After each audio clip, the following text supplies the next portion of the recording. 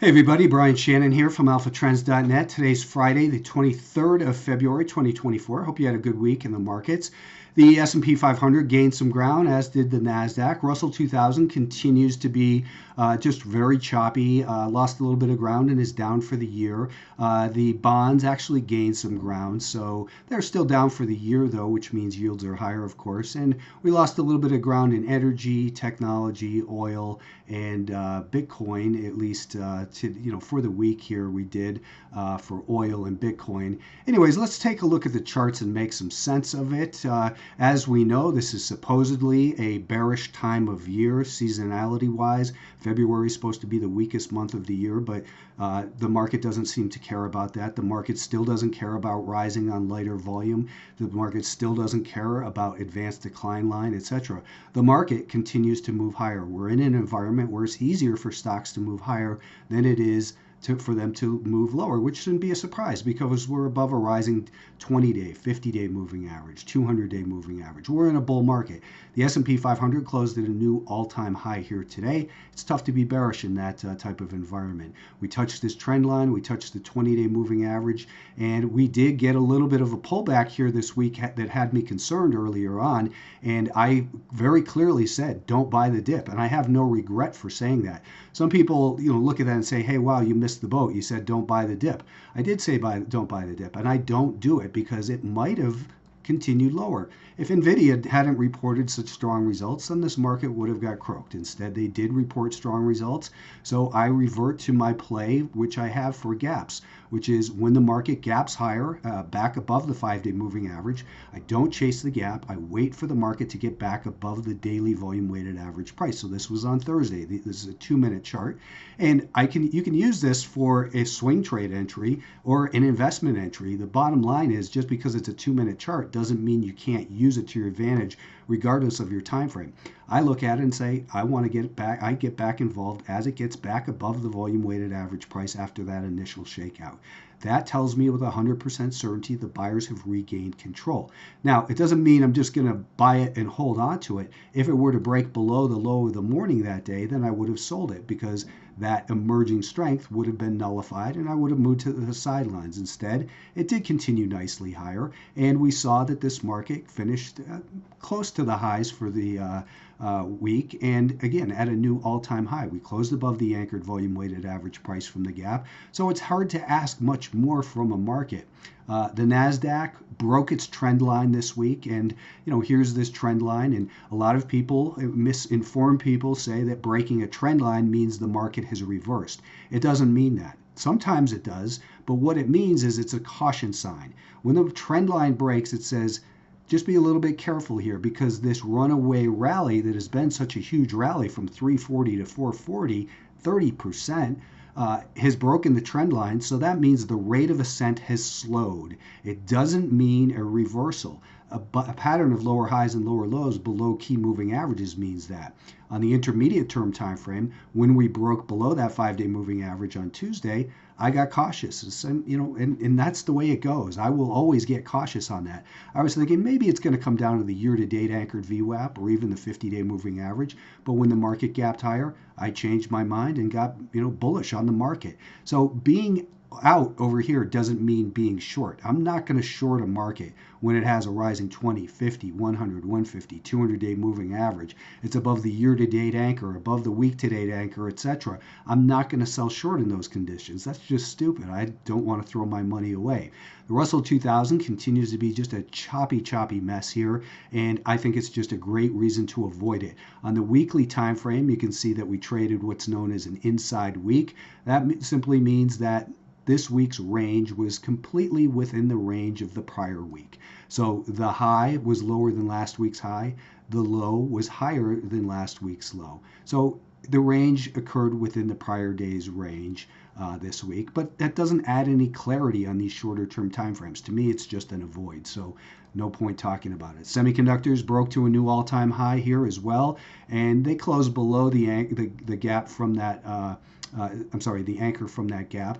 And maybe we get some pullback early next week. If we do, I think that the key level to be aware of is right in here. That's where we see the 5-day moving average, the week to date volume weighted average price, the anchored VWAP from the CPI, and the anchor from the previous high. So 203-ish, I think, is a level where you want to look to say, if it pulls back in there, it doesn't mean buy it. It means look for a potential for a bounce candidate, similar to what I'd outlined in NVIDIA today on Twitter. So I pointed this out on Twitter. This is NVIDIA on a 5-minute time frame. This is TradingView. And here's the anchored volume weighted average price from the moment the earnings were released after the close on Wednesday rather.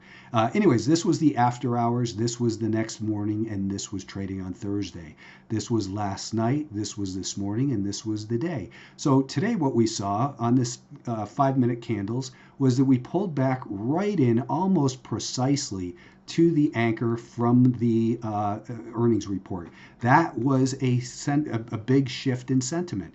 And there were buyers there. I was hoping there would be buyers there. I didn't buy exactly at that point. Instead, I bought right here as it rallied away from that level with a stop then under here. And we've just switched to a 2-minute time frame.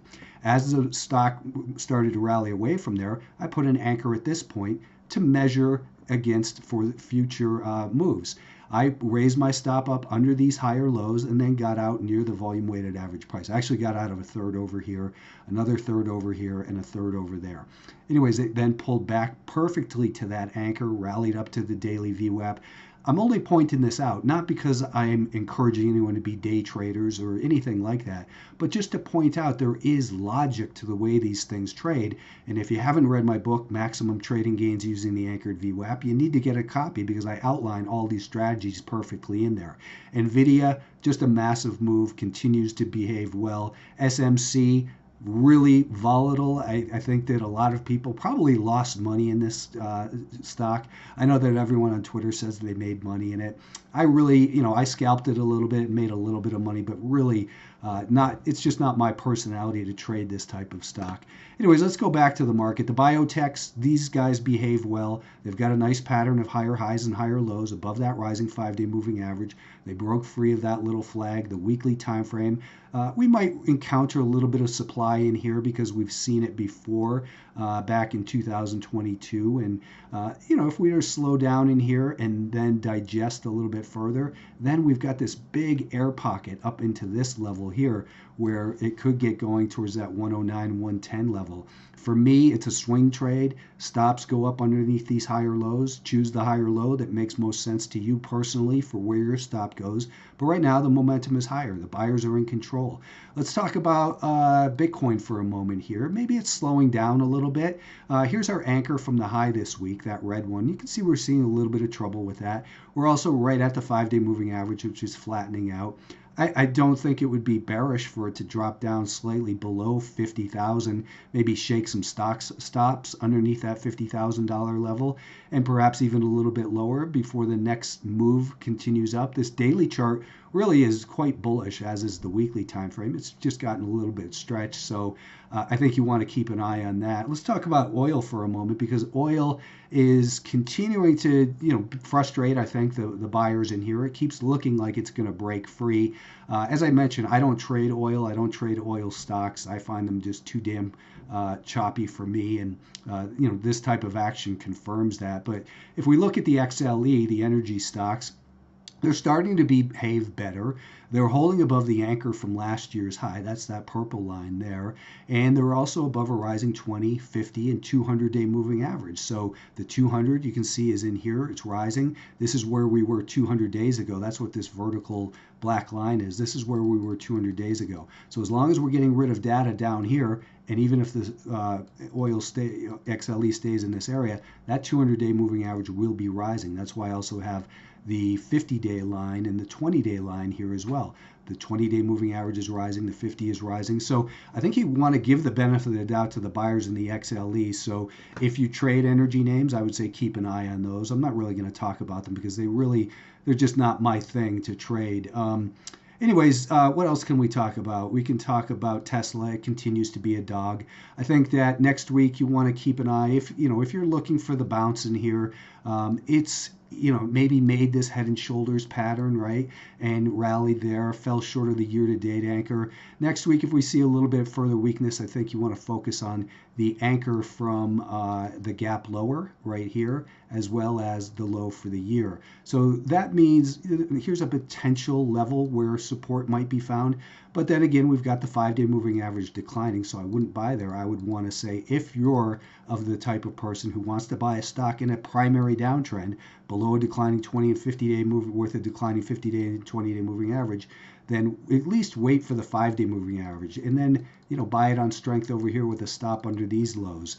That's the way I would look at it. Other names I put on Guess Jeans on Twitter, and I really kind of did that as a social experiment and was surprised at how little interaction there was on there based on the picture. But this one, it behaves well. It's definitely not the sexiest stock. I'm involved in some MSOS. We got involved over here yesterday, and other names to keep an eye on. Got stopped out of CRSP. I went back to this one again for some gain, but there's a lot of setups out there. Sanmina, you want to keep an eye on next week. Maybe it can get past the anchor from this peak right here. You can see it keeps butting up against it. It's got a rise. It will have a rising 5-day moving average when we get rid of this data Monday morning, and a higher high would put that above the anchored VWAP from the earnings report, and then you've got a nice higher low right in here. So those are a couple names to keep an eye on. I do this stuff for Alphatrends subscribers every single day. If you haven't taken a look, go to alphatrends.net. And if you're still listening, give this a like and subscribe to the channel on YouTube. Have a good weekend. Thank you.